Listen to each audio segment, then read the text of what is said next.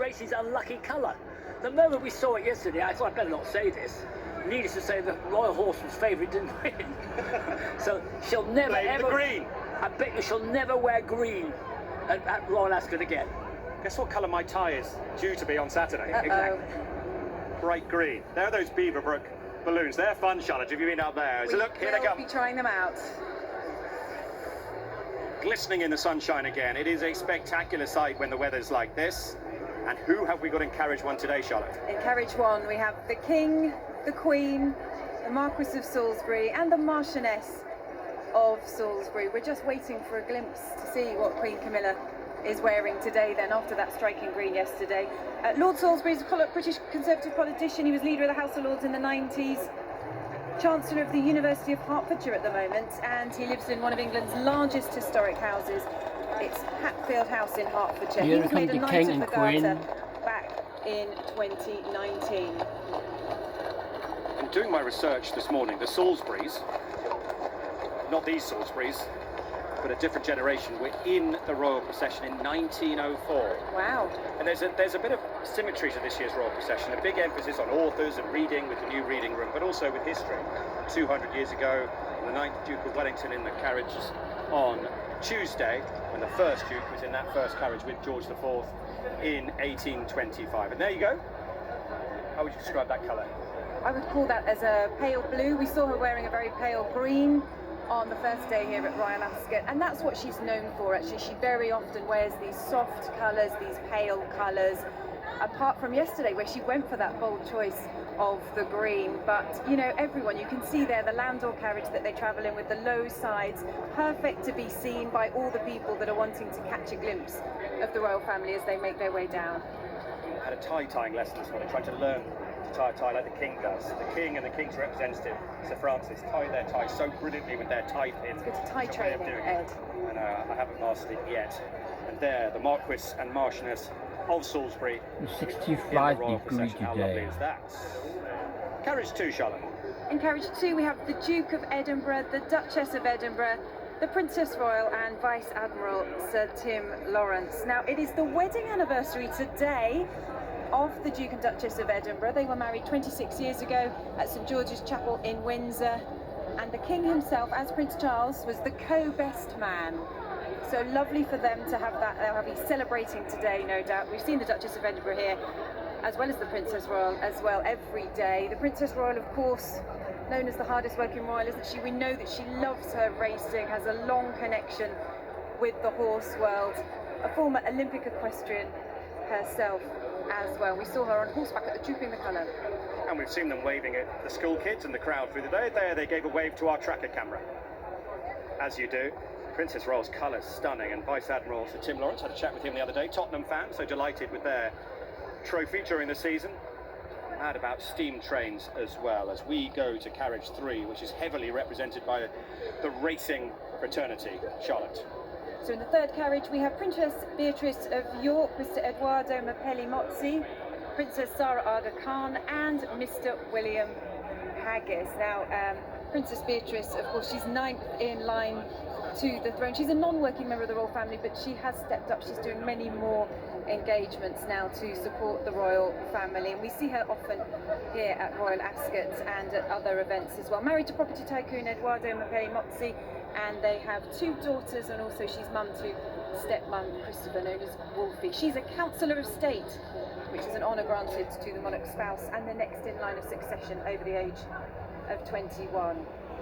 Princess Zara Aga Khan, daughter of His Highness the Aga Khan, who died earlier this year. Obviously a hugely influential family who own stud farms and hundreds of racehorses, including Shergar, of course, which everyone will know. More than 40 years ago now.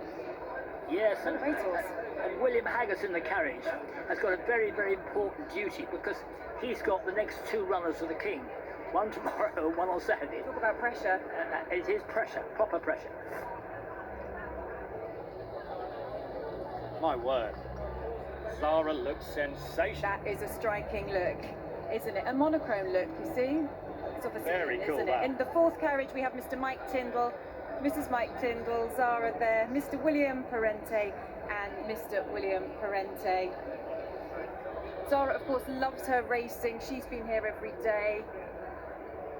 She's a keen equestrian competitor herself. She won silver as part of Team GB's eventing team at the Olympics in 2012.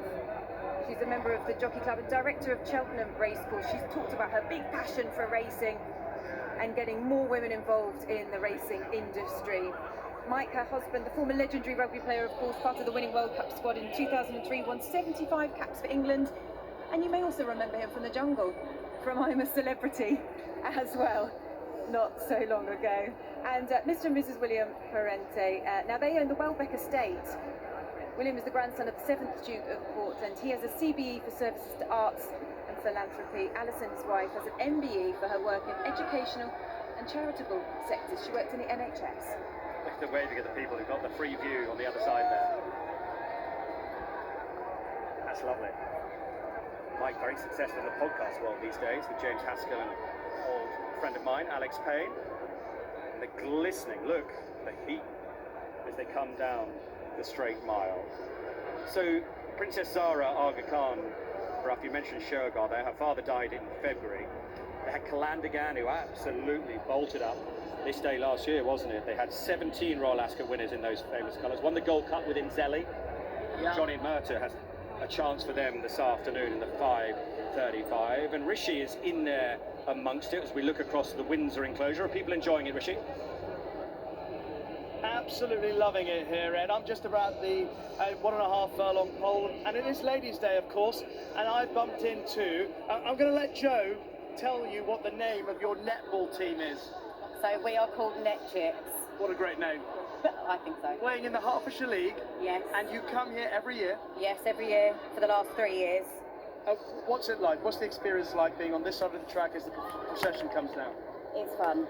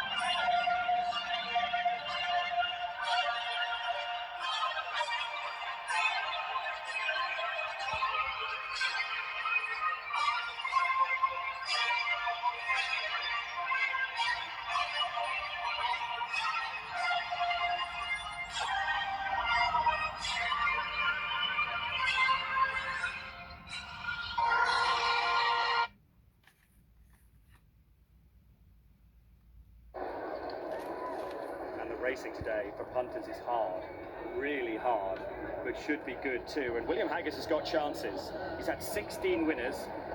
They're just about the best combination in racing, aren't they, Bruff? William and Maureen. Maureen not in the carriages today, but you get two trainers for the price of one, I always say with them. Well, Maureen was a really, really high-powered runner. Still right, she's amazing. She's amazing. She is. And she's full of energy. Gets up about 5 in the morning. And William slails along, but he's very shrewd. We hope he's shrewd enough to deliver for the King tomorrow and Saturday. His first Royal Ascot winner was for his dad, which is quite clever, Yeast, in the 1996 Royal Hunt Cup. He's had 15 more since then, most famously when Desert Hero won for the King and Queen. That amazing day a couple of years ago. One of the most exciting and most important races ever run at Ascot, that, I think. First year the King was here and he got up in a photo finish and you had to be made of stone not to really go to the moon with it. It was terrific.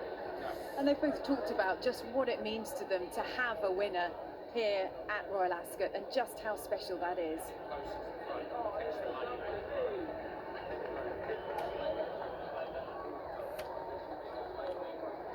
The Haggis runners today, he's got Merchant for Highclere, who won the race, the 305. They won it 4 times, so I'm sure he's targeted that again. Rafed runs in the Britannia, Arabian Force in the Hampton Court. So a Haggis winner normally happens at some point during the royal meeting. Did we get 3 cheers yesterday? I can't remember. We did on day 1. We often do, don't we? Actually, William Haggis has talked about being in the royal procession before, and he said we were in awe. Everything is immaculate for the minute you drive in. You can't really get the feel of it until you do. He's talked about what a privilege it is to be in that royal procession. There was one of those Royal Ascot fans I was talking about. A little bit of a collector's item. We've been using those. They will now come past our position. We're just behind Monica there with her phone. She made that beautiful opener to Shiny Happel people. Monica, you're a genius. And she's going to have a film of the royal procession to reward her hard work this week. They come past us.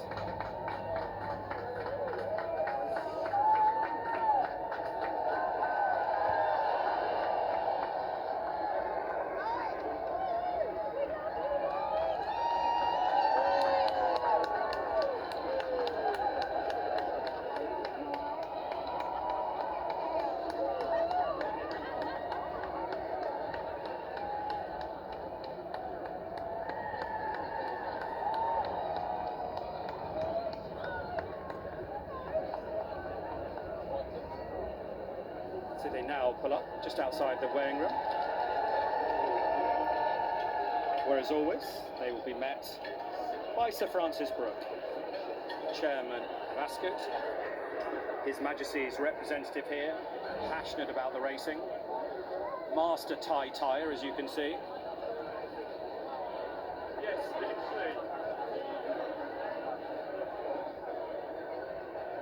Queen Camilla first off, then will be the Salisburys, and the King will be last off again.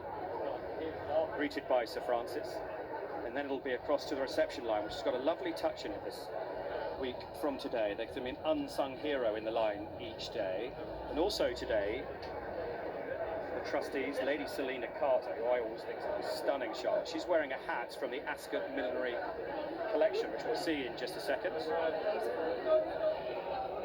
She'll be alongside Harry Morley, as they are each day. They'll have had a meeting this morning, I'm sure, reflecting on the success really of the first 2 days.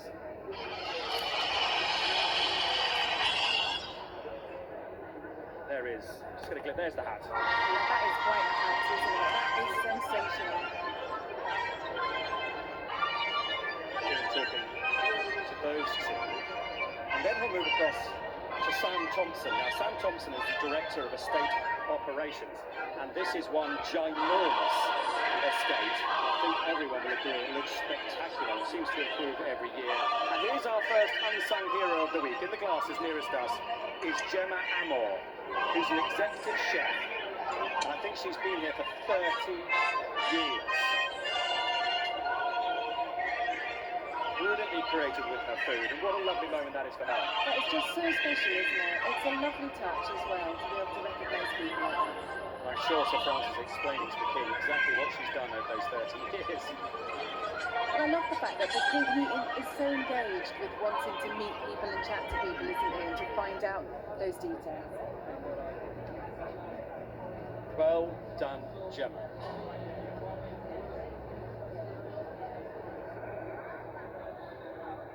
So the gorgeous landau carriages make their way out. And we are ready to roll. The royal party